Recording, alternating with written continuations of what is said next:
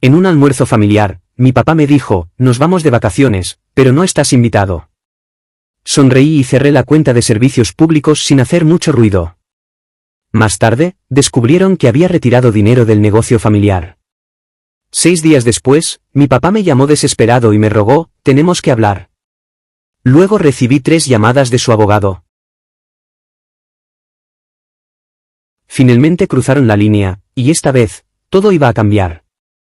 Sucedió en uno de esos desayunos familiares donde todos fingen disfrutar de la compañía del otro, pero el aire está cargado de resentimiento tácito. Mis padres tienen esa costumbre de actuar como si el pasado nunca hubiera existido. Como si todas las indirectas sutiles, los viajes de culpa, la reescritura de la historia no hubieran dejado una marca. Yo solía seguirles el juego, principalmente por el bien de mi hijo. Pero ese sábado por la mañana lo cambió todo. Estábamos sentados alrededor de la gran mesa de roble en su cocina. La misma configuración de siempre. Mamá apilando waffles como si fuera una festividad. Papá bebiendo café con esa calma engreída que se pone cuando está a punto de decir algo cruel, y mi hermano Matthew tratando de entretener a su hija. Yo estaba con mi hijo, y él estaba coloreando en silencio a mi lado, ajeno a todo. Entonces, sin previo aviso, mi papá dejó su taza sobre la mesa y dijo, nos vamos de vacaciones familiares, todos nosotros. Pero tú no estás invitado.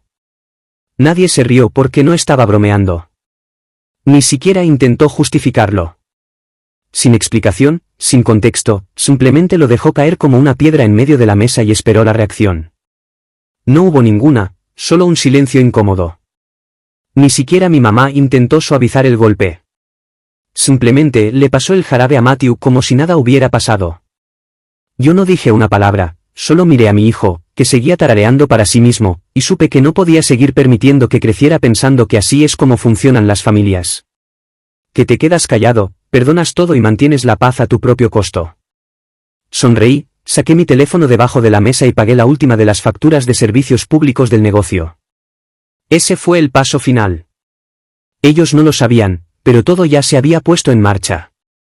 La floristería del centro siempre había sido mía. La abrí hace una década después de años de trabajar en un miserable trabajo de contabilidad donde cada día se sentía como una muerte lenta. La tienda era mi vía de escape. La construí desde cero, me encargué de cada parte y la convertí en algo confiable, rentable, un lugar al que la gente acudía para bodas, funerales, disculpas y celebraciones. Se convirtió en parte del vecindario. Hace unos 3 años, cometí un error. Dejé que mis padres ayudaran. Al principio, eran un par de turnos a la semana. Luego, de repente, aparecían todos los días, dando opiniones que nadie les pedía, anulando mis decisiones, incluso presentándose a los clientes como los dueños. Observé cómo sucedía. Observé cómo lentamente intentaban convertir mi negocio en su pequeño reino, y lo dejé pasar porque siempre lo hacía. Pero esa mañana, algo cambió. Había pasado semanas preparándome. Ya había cambiado los permisos bancarios, los había bloqueado de las cuentas, había transferido todos los registros a un servidor privado. El retiro de $47,000 que estaban a punto de descubrir, mi salario, mis ganancias, mi negocio, todo completamente documentado, completamente legal. 6 días después de ese desayuno, mi teléfono empezó a sonar como loco. Primero fue mi papá. Luego, una serie de mensajes de texto. Necesitamos hablar. Es urgente. No respondí. Luego vino el abogado. 3 llamadas perdidas, un mensaje de voz tras otro. Escuché el último. Su abogado estaba claramente nervioso. Algo sobre la necesidad de aclarar la estructura de propiedad. Ese fue el momento en que supe que finalmente habían mirado los documentos. No eran copropietarios, nunca lo habían sido. Estaban registrados como empleados a tiempo parcial. Sin participación, sin autoridad, solo 2 nombres en una lista de nómina que había cerrado oficialmente 3 días antes. Esa noche, le conté todo a mi esposa. Ella no preguntó por qué esperé tanto ni por qué no hice algo antes. Simplemente dijo, no les debes nada. Nunca lo hiciste. Tenía razón. Durante años, dejé que me hablaran con desprecio, me controlaran, reescribieran la verdad. Interpreté al hijo modelo, mantuve la paz, me tragué mi orgullo. Todo lo que vieron fue a alguien que nunca se defendió. Confundieron la bondad con la debilidad. Eso se acabó. Lo hicieron personal. Ahora era mi turno. La primera llamada que contesté fue del abogado de mi papá. Pensé que sería mejor lidiar con esto directamente en lugar de que tergiversaran las cosas más de lo que ya lo habían hecho. Comenzó con cumplidos, tratando de sonar neutral, luego pasó rápidamente a hacer preguntas de las que ya conocía las respuestas. Dijo que había cierta confusión sobre la estructura del negocio, que había un entendimiento entre mis padres y yo sobre la propiedad compartida. No discutí. Simplemente me ofrecía enviar el registro original, los registros de nómina, los W2. Prácticamente podía oírlo tragándose las palabras cuando se dio cuenta de que tenía todos los documentos alineados y con sello de tiempo. La llamada terminó con una pausa, luego, hablaré con tu padre. Esa fue la última vez que su abogado se comunicó. Lo que siguió en los días siguientes fue una tormenta de drama familiar tan absurda que no podría haberla inventado ni aunque lo hubiera intentado. Primero, empecé a recibir mensajes de familiares lejanos. Mi tía de Arizona me mandó un mensaje por Facebook preguntándome qué estaba pasando. Luego, un primo con el que no hablaba desde hacía 2 años me envió una nota de voz rara sobre mantenerme fuerte. Mis padres habían empezado a contarle a la gente que yo los había engañado a sus espaldas, les había robado dinero y los había echado de un negocio que habían construido juntos. Según ellos, yo era un desagradecido, inestable y posiblemente estaba involucrado en algo ilegal. Mi mamá incluso insinuó a un familiar que podría tener problemas de salud mental o adicción porque, como dijo ella, este no es el William que conocemos. Leí todo, me reí de algunas cosas, bloqueé a algunas personas, hice capturas de pantalla de todo. Matthew, mi hermano, llamó una noche y dijo que también estaba recibiendo mensajes de texto, sobre todo de papá. Cosas para hacerme sentir culpable. Afirmaciones de que estaba destruyendo a la familia. Matthew no picó el anzuelo. Me dijo que estaba de mi lado, que había visto lo mal que se había puesto la situación, pero que no quería remover las cosas. Se ofreció a venir a casa más tarde esa semana. Le dije que viniera el sábado. Ese sábado, los invité a todos, a mis padres, a mi hermano y a algunos empleados clave que estaban confundidos por los cambios repentinos. Mi esposa me ayudó a prepararlo todo. Lo hice sencillo. Café, agua, algunas sillas en la sala de estar. Sin parafernalia. Mis padres llegaron tarde. Mi papá parecía furioso. Mi mamá actuaba como si el universo acabara de equivocarse con ella. Matthew se sentó junto a la ventana, con los brazos cruzados, en silencio. Una vez que todos estuvieron sentados, lo expliqué todo con calma, legalidad y claridad. Les dije que ya no formaban parte del negocio. Expliqué que se les había revocado el acceso y que ya había encontrado reemplazos. Su último cheque de pago había sido retenido debido a los daños que habían causado, lo que podía demostrar si querían impugnarlo. La florista que estaba asumiendo las funciones de mi mamá tenía más experiencia, y había contratado a un contador adecuado para limpiar lo que mi papá había estado estropeando. Luego les dije que eran libres de vivir sus propias vidas, que no les impediría hacer lo que quisieran, pero que ya no lo harían a través de mi negocio, mi dinero o mi tiempo. Explotaron. Mi mamá empezó a gritar que yo era un desagradecido, que ella lo había sacrificado todo por mí. Mi papá me llamó traidor. Luego se volvieron hacia Matthew, preguntándole si de verdad iba a quedarse ahí sentado. Matthew se levantó y dijo, bueno, William construyó esa tienda, no ustedes. Solo estaba esperando que se diera cuenta. Mi hijo, que había estado jugando en la habitación de al lado, entró durante los gritos. Se quedó paralizado al ver la cara de mi papá. Sus manitas se aferraron al marco de la puerta, sin saber qué hacer. Mi esposa lo recogió y se lo llevó de vuelta sin decir una palabra. Eso fue todo para mí. Les dije que era hora de irse. Salieron dando un portazo. Mi mamá murmurando amenazas sobre cómo todo el mundo oiría la verdadera historia. Mi papá no dijo nada al salir. Simplemente cerró la puerta de golpe detrás de él. Esa noche, cuando llegamos a casa de cenar, encontré los 4 neumáticos de mi coche completamente desinflados, cortados. Ni siquiera necesitaba adivinar quién lo había hecho. Llamé a mi papá, le dije que si volvía a acercarse a mi casa o a mi familia, involucraría a la policía. Le dije que tenía imágenes de seguridad. Se quedó en silencio. No presenté cargos, pero tampoco les pagué su último salario. Lo consideré un reembolso por años de daño. Después del corte de los neumáticos, no supe nada más de ellos directamente. Ni una llamada, ni un mensaje de texto, ni siquiera un intento a medias de suavizar las cosas. Solo silencio, lo que habría estado bien, excepto que el silencio no era realmente su estilo. En cambio, lo hicieron público. Mi prima Marlene fue la primera en enviarme una captura de pantalla. Mi mamá había publicado una larga y divagante actualización en Facebook, una clásica madre sufriente disfrazada de Estado. Escribió que ella y mi papá habían sido traicionados por alguien a quien amaban profundamente, que estaban luchando por lo que les pertenecía por derecho, y que la familia no siempre significa lealtad. Nunca usó mi nombre, por supuesto. Eso habría hecho demasiado fácil desenmascararla, pero el momento, los detalles, las referencias a nuestro negocio de flores lo hicieron obvio para todos. Ella se hizo la víctima como si fuera un trabajo de tiempo completo. Decenas de comentarios de simpatía llovieron de familiares lejanos y amigos de la iglesia. Mi papá respondió con un comentario que simplemente decía, algunas personas nacen sin conciencia. 2 días después, mi mamá publicó fotos de viejas fiestas de cumpleaños y vacaciones. En una de ellas puso como título, pero nuestra familia todavía significaba algo. Otra decía, me pregunto qué cambió en él. Era patético y también un poco gracioso. No respondí. Ni siquiera los bloqueé. Dejé las publicaciones para que todos las vieran. Quería que la gente viera el desenlace porque cualquiera que me conociera, que realmente me conociera, podría ver a través de todo. Los comentarios pasaron gradualmente de ser de apoyo a un silencio incómodo. Algunos incluso fueron eliminados.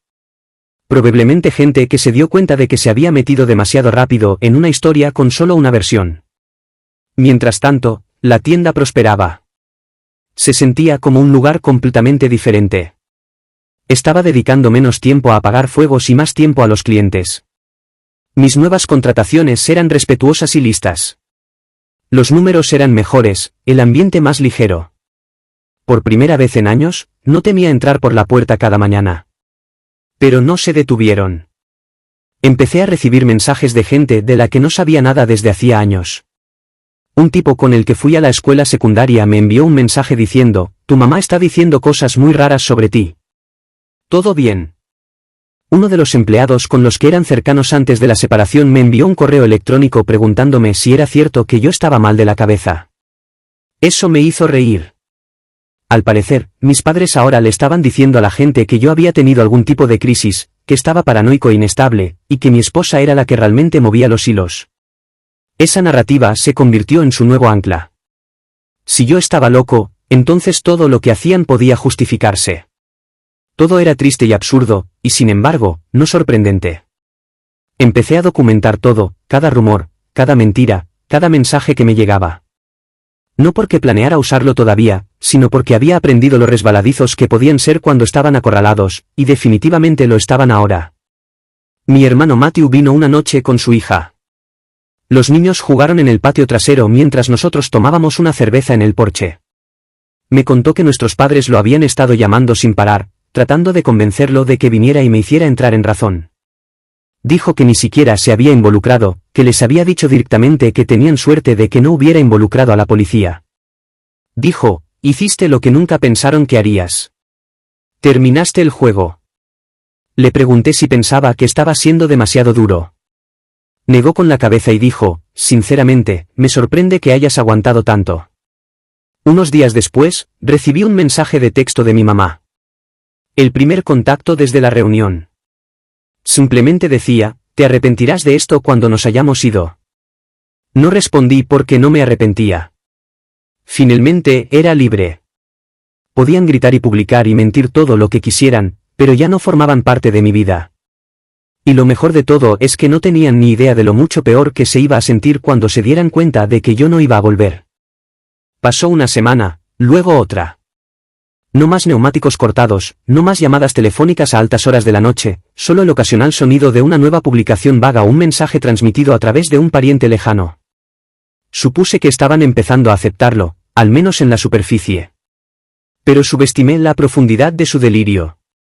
La tienda estaba mejor que nunca. Habíamos contratado a una nueva diseñadora floral, Ava, que resultó ser una genio con los arreglos y tenía una forma de encantar incluso a los clientes viejos más gruñones. Un chico más joven llamado Sam estaba manejando la caja registradora. Era rápido, educado y nunca supuso que podía meter mano en la caja como solía hacer mi papá. Todo se sentía sólido, organizado, en paz. Entonces, una tarde, recibí una llamada de una proveedora que habíamos usado durante años, una mujer llamada Loretta. Sonaba nerviosa, casi pidiendo disculpas, y dijo que acababa de recibir una extraña visita en su almacén de mi papá. Le pregunté qué había dicho. Ella dudó, luego me dijo que había afirmado que yo ya no estaba a cargo del negocio y que él se encargaría de los próximos envíos. Le entregó una tarjeta de presentación con el nombre de la tienda y su nombre escrito debajo. William, propietario principal, había impreso tarjetas de presentación falsas. Le pedí que me enviara una foto. Se veía barata, hecha en línea, pero tenía el logotipo real, mi logotipo. Y debajo de eso, en letras negritas, nueva administración, llame para confirmar la entrega. No lo podía creer. No solo seguía reclamando la propiedad, sino que estaba tratando activamente de desviar el inventario. Le pregunté si había hecho algún pedido. Ella dijo que no, que supo que algo andaba mal de inmediato y me llamó tan pronto como él se fue. No quería meterse en medio, pero tampoco iba a dejar que alguien secuestrara nuestra cuenta. Le di las gracias, colgué y me senté allí durante unos minutos. Estaba atónito, pero no enfadado.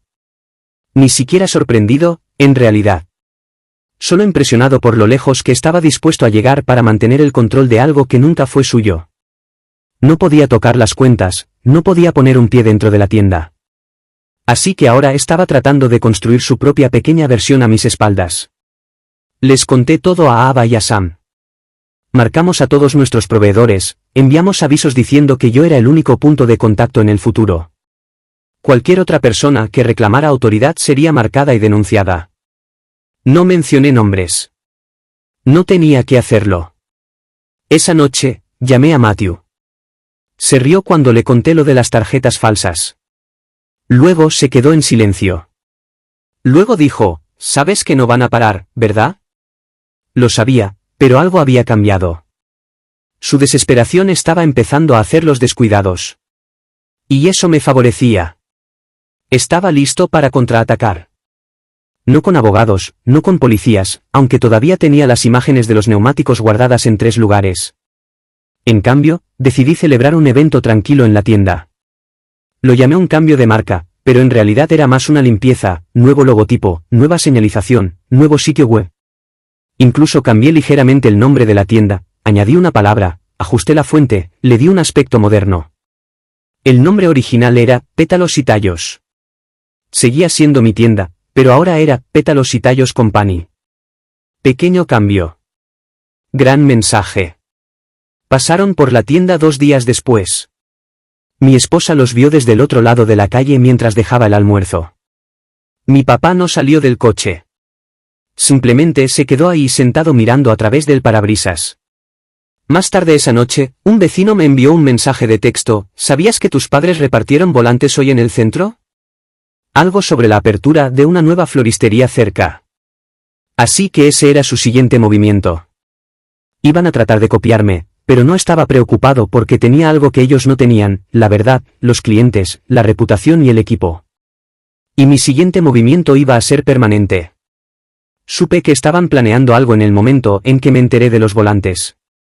Pero no esperaba que llegaran tan lejos como alquilar un espacio emergente a solo 2 cuadras de mi tienda.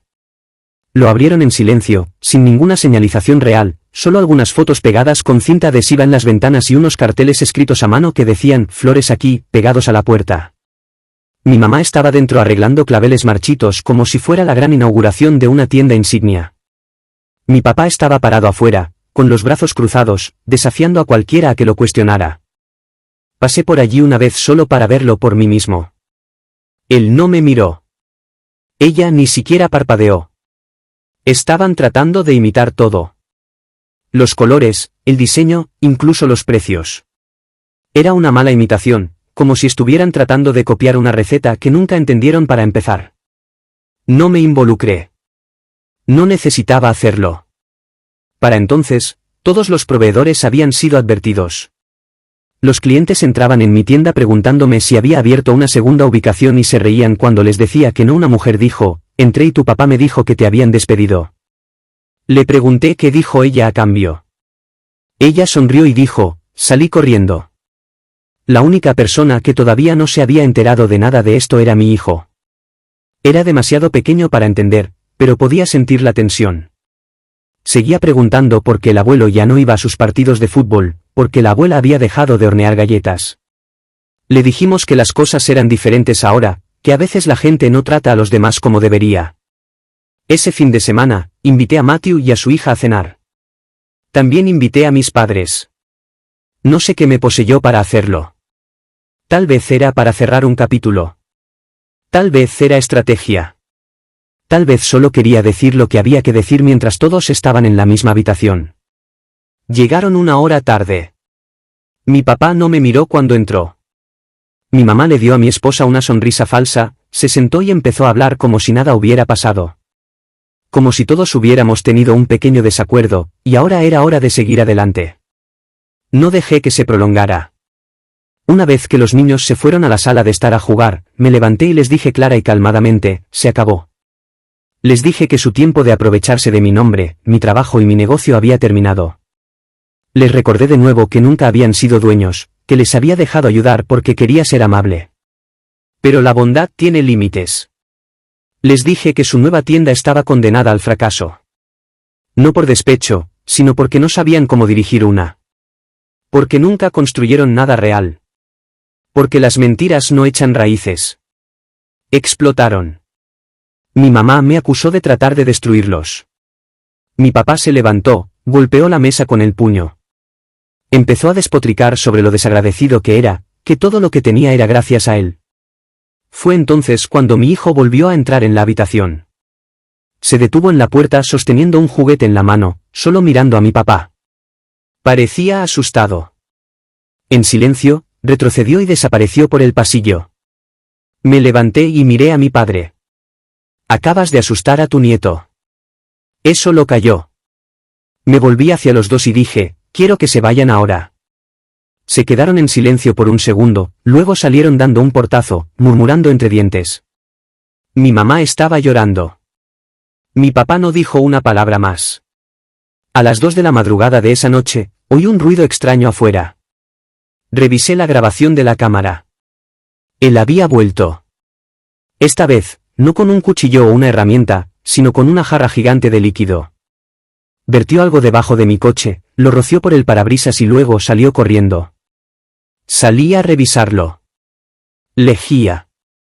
Había vertido lejía por toda la pintura de mi coche. Eso fue todo. Llamé a la policía, les envié las imágenes, presenté la denuncia. A la mañana siguiente, le envié un mensaje. La próxima vez, presentaré cargos.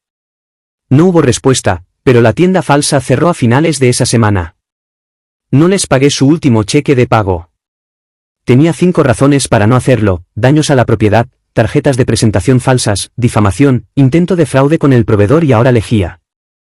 Encontré a 2 nuevos empleados para que se hicieran cargo de los turnos adicionales. Ambos experimentados, ambos agradecidos. Ambos compartían mi apellido. No volvieron a acercarse a la tienda. Pero no habían terminado, al menos no en línea. La siguiente publicación del Facebook de mi papá fue una foto de ellos sentados solos en su cocina con un título que decía, los crías, les das todo. Y al final, eligen a extraños antes que a la sangre. Los comentarios estaban llenos de lástima. Desactivé las notificaciones. Que gritaran en el vacío. Yo tenía a mi familia, mi negocio, mi paz. Ellos tenían Facebook. Y nunca me sentí más ligero. Terminó no con una pelea, sino con silencio. El tipo que persiste mucho después de que algo se rompe. El tipo que no se siente amenazante o inconcluso. Simplemente final. Una semana después del incidente de la lejía, la tienda falsa a 2 cuadras cerró silenciosamente. Sin anuncio, sin última resistencia, solo las luces apagadas, las persianas bajadas y un cartel de "se alquila" impreso apresuradamente pegado a la ventana. Me paré al otro lado de la calle temprano una mañana, con el café en la mano, viendo a un hombre en overol sacar sus estantes de flores falsas a la acera y cargarlos en una camioneta. No sentí satisfacción. Tampoco me sentí triste. Me sentí satisfecho. Mi papá no tomó represalias. No más daños. No más amenazas. El Facebook de mi mamá se quedó en silencio, excepto por ocasionales publicaciones de citas inspiradoras sobre soportar el desamor o el dolor de la traición. Dejaron de nombrarme. Dejé de revisar. Hicieran lo que hicieran ahora, lo estaban haciendo lejos de mí. Y así es exactamente como quería que fuera. El negocio en la tienda estaba más fuerte que nunca. Clientes que no había visto en meses regresaron. Algunos dijeron que volvieron porque se sentía cálido de nuevo. Otros simplemente me asintieron con la cabeza como si supieran. Ava había asumido la plena propiedad del diseño y las exhibiciones, y Sam había empezado a administrar la oficina administrativa. Delegué más, trabajé menos. Pude recoger a mi hijo de la escuela sin correr contra el reloj. Pude cenar con mi esposa sin repasar mentalmente los presupuestos. Entonces, un día, llegué temprano a la tienda y vi un pequeño sobre en el suelo justo dentro de la puerta principal. Lo habían deslizado debajo durante la noche. Mi nombre estaba escrito en el frente con una letra rígida e incómoda. La de mi papá. Dentro había una foto. Era vieja. Los cuatro, yo, mis padres y Matthew, parados afuera de la floristería el día que la abrí. Todos estábamos sonriendo genuinamente. Mi mamá sostenía un ramo de flores. Mi papá me tenía abrazado por el hombro. Yo me veía cansado pero orgulloso. Sin nota, sin mensaje, solo la foto. No supe qué hacer con ella al principio. La llevé a casa y se la mostré a mi esposa. Ella no dijo nada, solo la miró durante unos segundos, luego la dejó en la encimera. Terminé poniéndola en un cajón, no por sentimentalismo, sino por respeto a lo que ese momento fue una vez antes de convertirse en todo lo que se convirtió. No volví a saber de ellos después de eso. No más visitas, no más drama, solo historias transmitidas por Matthew o el vecino ocasional. Al parecer, mi mamá había empezado a contarle a la gente que habían renunciado a la tienda voluntariamente para centrarse en su salud. Mi papá seguía tratando de reescribir la narrativa, pero menos gente estaba escuchando ahora. Su círculo se había reducido. Incluso la brigada de simpatía de Facebook estaba callada. Un día, Matthew y yo estábamos almorzando en un lugar tranquilo del centro. Mencionó que habían estado tratando de convencerlo de que los visitara, dijeron que estaban actuando como si nada hubiera pasado. Él no había ido. Simplemente dijo, tenías razón al cerrar la puerta. Le pregunté si pensaba que había ido demasiado lejos. Hizo una pausa, luego dijo, no, les diste todas las oportunidades. La cagaron. Eso se me quedó grabado. Solía preguntarme si me arrepentiría de haberlos excluido. Si algún día sentiría que tal vez debería haberlo intentado una vez más, pero ese momento nunca llegó.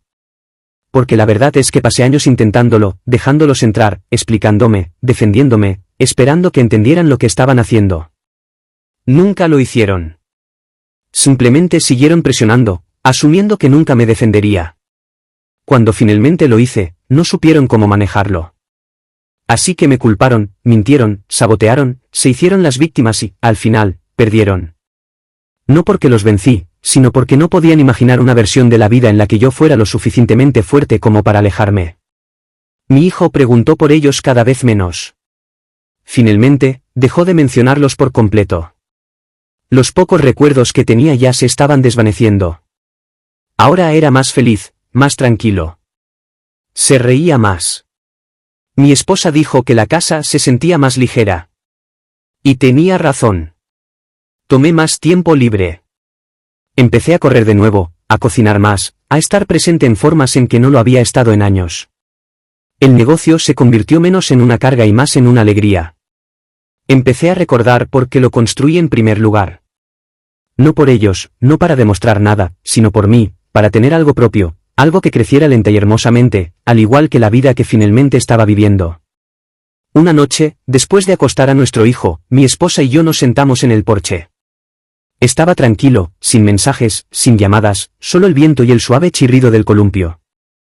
La miré y dije, creo que realmente se acabó. Ella solo sonrió y dijo, bien. Y así, sin grandes confrontaciones, sin enfrentamientos finales, solo distancia, verdad y paz. No los odiaba, pero tampoco los necesitaba. Elegí a mi familia y lo dejé ir. Esa noche en el porche, después de que ella entrara, me quedé afuera un poco más. El aire era fresco y el cielo estaba despejado, lleno de estrellas. Pensé en todo lo que había pasado, en cuánta energía había gastado a lo largo de los años tratando de mantener la paz con personas que no sabían lo que era la paz. Pensé en lo diferentes que podrían haber sido las cosas si simplemente hubieran dicho gracias una vez en lugar de actuar como si les debiera todo. Luego pensé en mi hijo arriba durmiendo profundamente en su cama. En cómo un día crecería y tal vez volvería a preguntar sobre lo que pasó con sus abuelos. Cuando llegue ese momento, le diré la verdad.